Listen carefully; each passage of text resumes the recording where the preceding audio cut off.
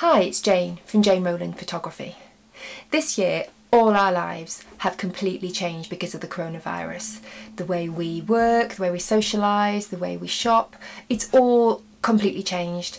And it seems like the restrictions are going to be in place for quite some time yet. Social distancing is not easing up, and we've all got to change the way we go about our daily lives. With regards to newborn photography, I've had to completely rethink the way I do things. Normally, I take all my equipment to people's houses and I set up my studio in people's living rooms. I have a car full of stuff. I have a huge beanbag, lighting equipment, throws, wraps. And to take that to someone's house, bring it back to my house, take it to someone else's house, even though it's all cleaned and sanitised in between, doesn't seem like the right thing to do at the moment. So how do you photograph a newborn baby at a safe social distance? Well, the safest way I can think of doing it is to photograph them outdoors. But is that really viable in this country? There are a few outdoor photographers that I've seen photographing newborns, but most of them tend to be in the warmer states of America, like California or Oregon, not really in the much less balmy climate of North Yorkshire. So is it doable? Having now photographed a newborn outdoors myself, I can tell you that it is possible, and with a few caveats and adaptations it can work really well. And in this video I'm going to show you how.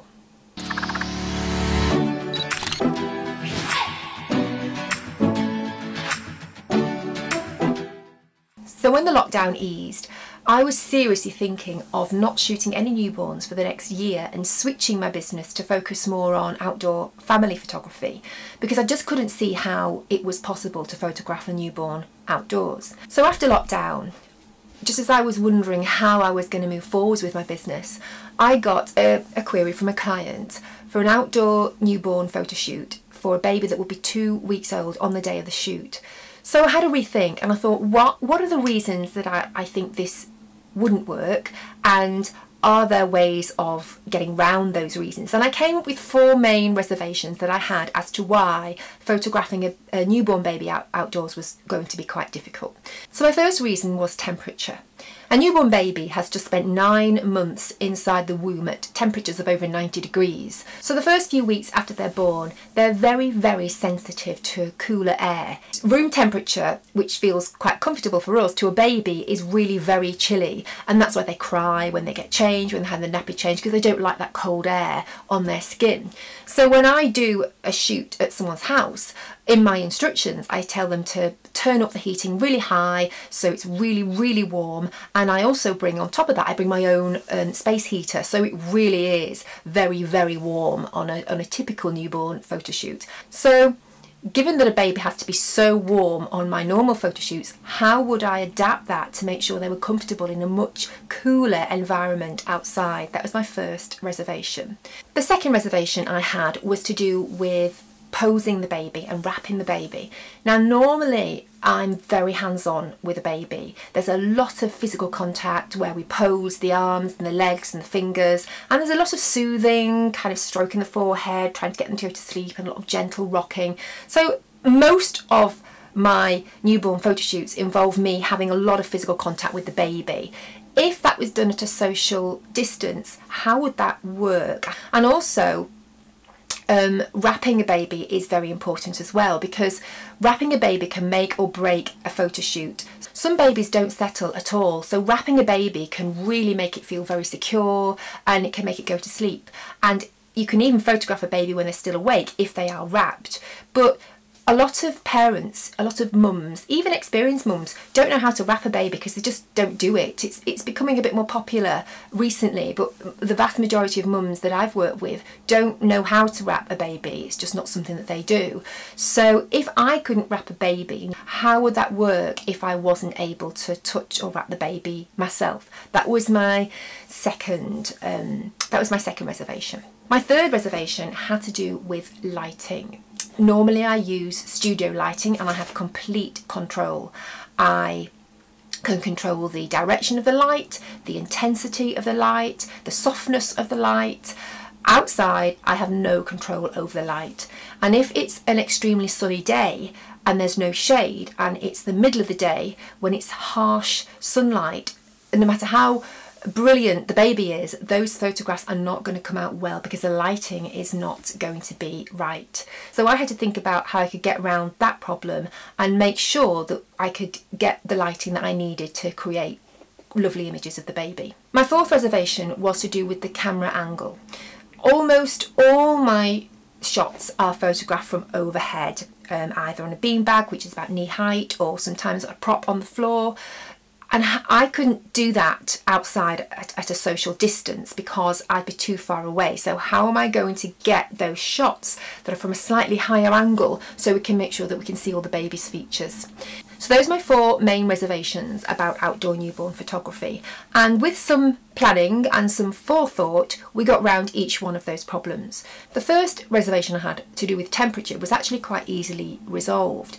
Normally, we take the baby's clothes off and put the baby's clothes on when you're indoors. This time, when we just wrapped over the top of the clothes they were already wearing. So Mum had brought a really nice shawl, which went really well with what she was wearing, and it was wrapped on top of the clothes that the baby was already wearing. The baby was really quite comfortable and snug. It did help that it was a warm summer's day as well, but actually wrapping on top of the clothes was a way that we got round that problem of the baby being too cold. The second solution was to do with the posing, and that was that we would just go for more of a natural look. Parents don't necessarily see the same things as photographers. They don't notice that a finger isn't in quite the right position. They look at how beautiful their baby is and they want to see their baby's features. They're not as concerned about perfection in the way that maybe a photographer might see it as not being quite what they would like it to be.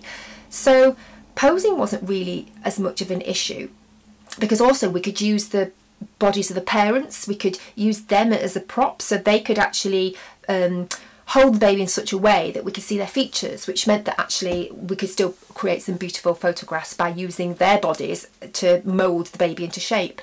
The second issue that I had was wrapping, and I had a plan up my sleeve, which was I would use Stump Baby.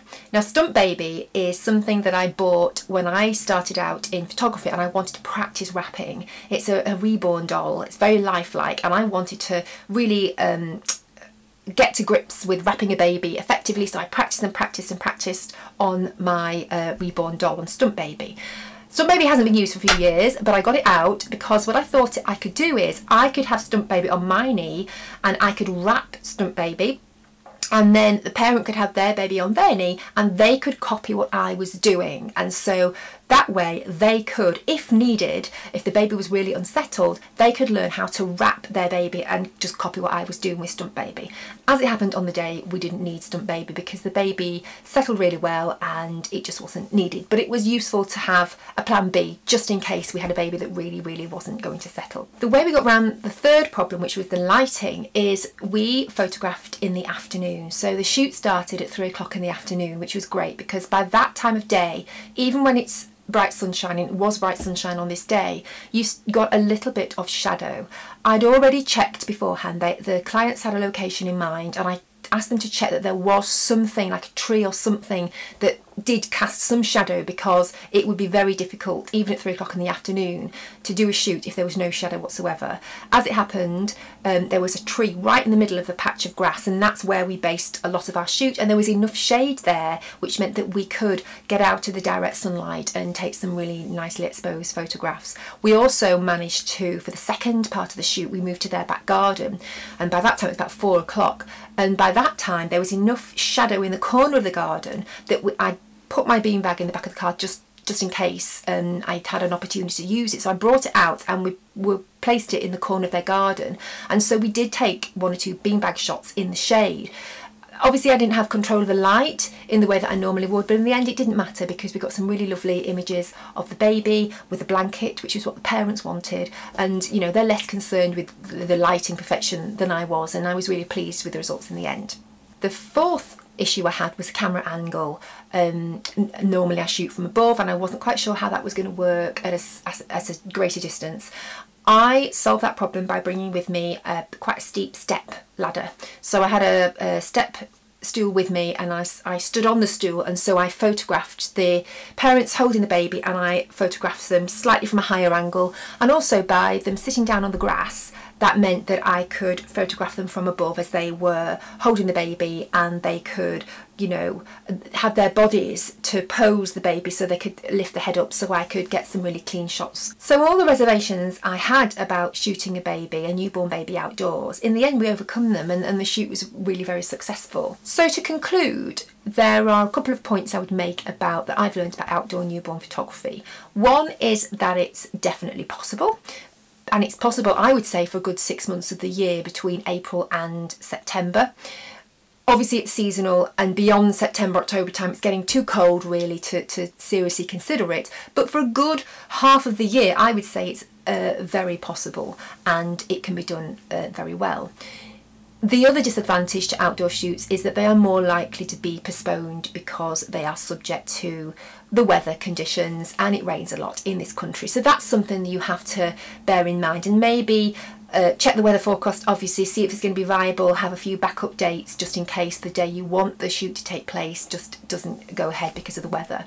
But the big bonus for me, which I wasn't really anticipating, was how much easier it was to take those natural shots where the parents are just connecting with the baby and almost forgetting that you're there. It's much more difficult inside someone's house when the lighting's set up in a corner. Those in-between moments where mum's feeding the baby, or they're changing the nappy, or they're having a bit of a play, they're quite difficult to photograph in a dark indoor space when the lighting is in another area of the room. But outside, you've got the freedom to just take photographs of the couple as they're just interacting and soothing and feeding and connecting with the baby. So even when this whole pandemic is over, outdoor newborn photography is something that I will stay with, I think, moving forwards. It's something that I will offer as part of my newborn service, so that if you want either an outdoor shoot which is more connected with nature, or you just want a photo shoot that's at a more of a social distance, then newborn photography is really a possibility, and it might be something that you'd want to bear in mind for your baby's photo shoot.